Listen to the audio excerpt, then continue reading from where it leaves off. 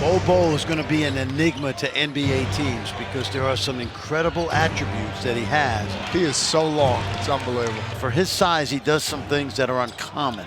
Bol Bol, the son of Manu, and the single most polarizing prospect in the entire 2019 NBA draft. At close to 7'3" with agility, soft hands, touch out to three, passing feel, shot blocking instincts, and a 7'7" wingspan, there's no other player in the draft like Bol Bol. Physically, Bol's only true comparison is Rudy Gobert, as both are over 7'2", with standing reaches around 9'7". Although Gobert's wingspan is an inch and a half longer, and he was 30 pounds heavier at age 21 than Bol is at age 19 and a half. Although largely due to his injury, the fact that Bol dropped over 26 pounds since he was measured at the Nike Basketball Academy last summer is cause for concern in terms of his ability to keep his weight up. Pop in Bol's highlights and he looks like the unquestioned number 2 pick in the draft. But lock in on his lowlights and it's no wonder he's far from a consensus top 10 pick. With concerns about his durability, motor, and approach to the game, no lottery caliber prospect has a wider range than Bol Bol, as his talent suggests he's a future all-star, yet his red flags are hard to ignore. Although his motor and durability can stand to improve, Bol moves extremely well at 7'3", running the floor fluidly when fully motivated. He's light on his feet, here creating an open three in transition with an agile rim run.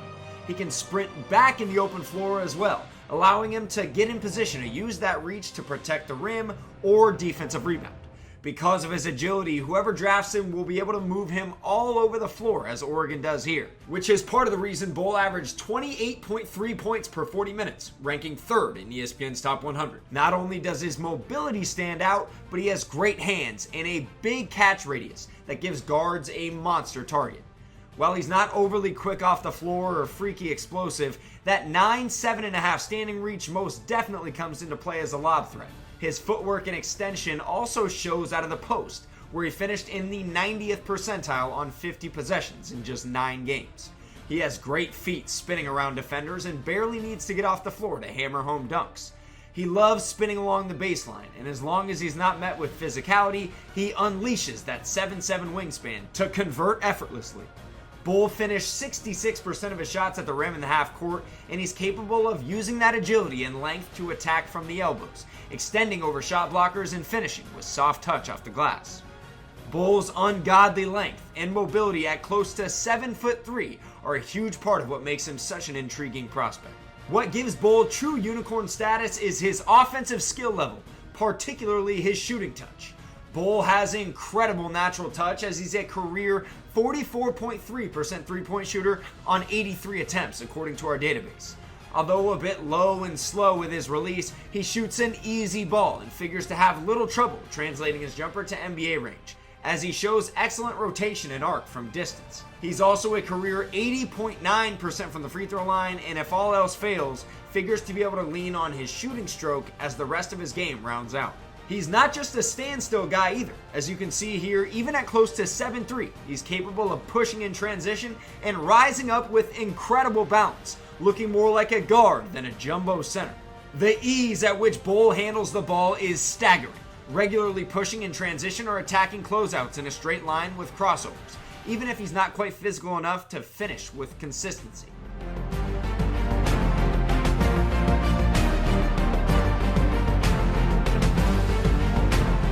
Bol has outstanding natural touch in the paint as well, dropping in floaters from all over the floor. Because he's slight and not overly physical, it's imperative that the Oregon product has these touch shots in his arsenal as he adjusts to NBA length and strength. He has incredibly soft hands, and his ridiculous reach and touch allows him to finish from all different angles. You can see Bol is simply a natural with the ball in his hands, which will surely translate to the NBA level. While he finished with 18 turnovers to just 9 assists, Bol has an impressive feel for the game as well, and his teammates left quite a few dimes on the board over the course of the season. He can ignite the break in transition to find shooters or drop it off to bigs out of the post. He did a great job of picking apart zone defenses operating from the high post, and is actually capable of playing with another more interior-oriented big in jumbo lineups because of his ability to space the floor and pass in high-low situations. He does a solid job of handling double teams as well, showing patience and utilizing his height and reach to find teammates on the weak side. Because his size, length, agility, and unique offensive skill set, Bol is the ideal modern big, so long as he can stay healthy and motivated. Although frail with a high center of gravity, Bol covers ground impressively when he's fully engaged and has big-time defensive potential in spurts. He's rangy on closeouts when motivated, running shooters off their spots. He blocked 24 shots in just 9 games last season, with quite a few of them coming on the perimeter. He does a great job of bothering shooters with that 7'7" wingspan when he's locked in, and is extremely tough to shoot over the top of when he's rotating at full health. While really high-hipped, he's shown he can be a serviceable pick-and-roll drop defender as well. Oregon played quite a bit of zone last season, but he was still able to show just enough promise thanks to his rangy nature. He also had some surprisingly eye-opening switch possessions, here rejecting O'Shea Brissett's jumper. He doesn't project as a switch defender long-term because of that high center of gravity and questions about his durability, but the fact that he's capable is a welcome sign. Bol Bol has the length and instincts to be an elite rim protector in time as well, as he ranked second in ESPN's top 100 in block percentage. His motor and toughness fluctuate wildly, and he's more long and agile than he is quick and twitchy, but the length is nonetheless a factor, especially when the play is right in front of him. Bol blocked 3.6 shots per 40 minutes last season, with several of them coming as the primary defender in the post. Again, he doesn't always show enough fight, but that 7.5 standing reach makes him extremely difficult to shoot over, and he's improved his discipline, doing a better job of staying down on shot fakes. His offensive game is farther along than his defense at this stage, but if he lands in a situation where he's challenged consistently, Bol could blossom into one of the league's elite rim protectors in time. Lastly, Bol gobbled up 12.9 rebounds per 40 minutes and finished with the second best rebound percentage in ESPN's top 100. He's not one to crash the offensive glass aggressively, but when he's in the area, he's certainly a tip dunk threat with that length, soft hands, and good overall timing. 2.8 offensive rebounds per 40 minutes is a bit pedestrian given his tools, but the ability is certainly there. Statistically, he was much better on the defensive glass, showing the ability to snatch rebounds in a crowd, high-pointing the ball with soft hands. Although not always motivated or physical, he's capable of getting to rebounds other bigs simply can't, and he even showed the occasional willingness to at least try and find a body to keep opponents off the glass.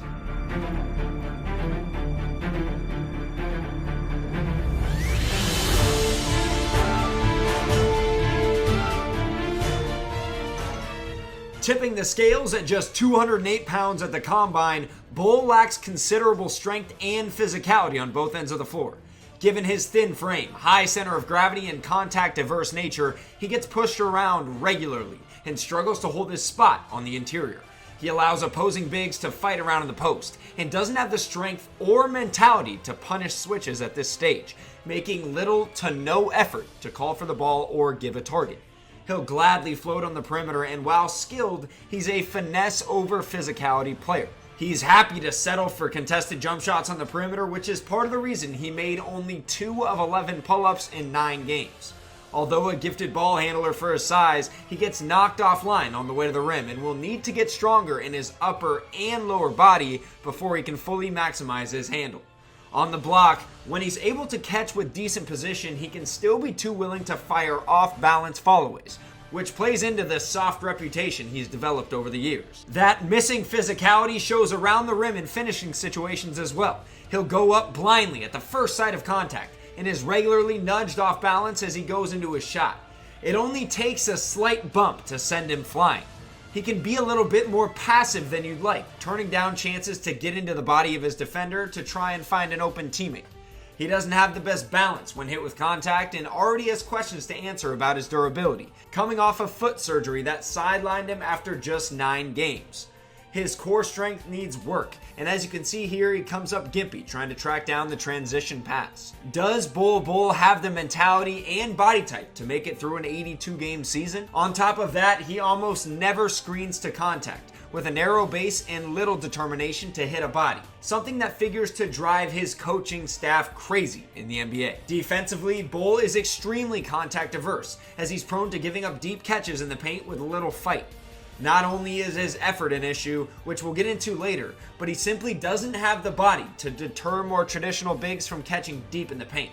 Here he allows Iowa's backup center to walk him right to the front of the rim, showing little to no toughness in the process. He's not as determined of a rim protector as he could be either. Here, swiping down at the ball before losing balance, anchoring him to the floor on what should have been a block. He'll open up completely at the rim as well, rather than squaring up the ball and offering full body verticality, which no guard or wing at the college level or in the NBA would be able to finish over. Lastly, although he ended the season with impressive defensive rebounding metrics, he got beat up on the glass game in and game out. More physical, aggressive bigs simply dismissed him, beating him to the ball with their quickness, knowing that Bol wasn't the type to go hit first. Bol gave up inside position a handful of times each game and simply didn't have the frame to hold position when he was able to find a body to hit. Bol has all the rebounding potential in the world with length, soft hands, and instincts. But the question remains, how long will it take for him to maximize that sky-high potential given his frame? While his weak frame is already cause for concern, Bol's up and down motor is yet another red flag, as it's something that's plagued him since early on in his high school years. More often than not, he is a low-energy player, which shows up mostly on the defensive end. He doesn't sprint back to protect the rim after turnovers or misses, opting to go for steals in the backcourt rather than doing the dirty work. Here you can see his lack of effort stepping out and guarding the perimeter, refusing to square up the ball and keep it contained. Instead, just watching the guard waltz down the lane and score the bucket off the Wooten goaltend. Whether it's due to lacking IQ or sheer force of will, Bol doesn't keep the ball in front like he needs to in pick and roll, regularly hanging the guard out to dry. He closes out half-heartedly to shooters, biting on fakes and simply swiping at the ball. He'll get lost trying to recover back to his man in pick and roll as well, and doesn't have the motor to cover up those IQ mistakes with effort. While he's gifted with the agility and length to be a factor on the perimeter in spurts, he's a long ways away from maximizing it. He'll make KYP errors as well when matched up against shooters, giving O'Shea Brissett a clean look from the wing as he ball watches. Although shifting between man and zone didn't help, Bol plays with little to no activity around the rim, with that monstrous 7'7" wingspan down by his side, rather than up and ready to deter every shot in the paint. He loses cutters and simply goes through the motions. Even when it's not his rotation, teams would like to see him play with a little bit more reckless abandon, using his freakish tools to change the game defensively like his potential suggests he can. It's one thing to lack physicality as a 7'2", 19-year-old, but it's another to simply give up on plays as consistently as Bol does. Here you can see he gets face cut by Iowa's backup center and allows him to catch uncontested with 2 feet in the paint. From there, you'd think he'd at least try to make up for the mistake, but he simply sits back, allows the big to get exactly where he wants, and doesn't even leave his feet to make a play at the ball. Simply pathetic effort. Then against Houston's underneath out of bounds play, Bol allows Houston's big to walk him right to the edge of the baseline, before flashing underneath the rim for an uncontested dunk. Some inexplicable miscues from Bol during his freshman campaign. While mostly a physicality issue, Bol's below average motor shows up on the glass as well, as he's not all that willing to leave his area for defensive rebounds. He'll turn and watch rather than reading the ball off the rim with intent and using his incredible rebounding radius to track the ball down. The same goes on the offensive end, where he'd rather stand in the corner and watch than crash aggressively. Part of the reason why he averaged just 2.8 offensive rebounds per 40 minutes. Bol can do a much better job of showing activity and moving without the ball offensively as well. He doesn't have a great feel for how to make himself available on dribble penetration, looking lifeless at times. Jumping around schools at the high school level, Bol really hasn't played all that much high-level basketball, and it shows with these bad habits. He doesn't show his hands on duckets and doesn't know how to set up cross screens, simply jogging through the motions into a half-hearted post-up before giving up and standing in the corner. With motor the hardest skill to develop, Bol's laid-back approach to the game is a huge reason why he's not projected in the top 5, where his talent level suggests he should be. While gifted with incredible natural touch and shooting potential, Bol has a fairly slow release that starts from his shoulder, which makes him far easier to contest despite his height.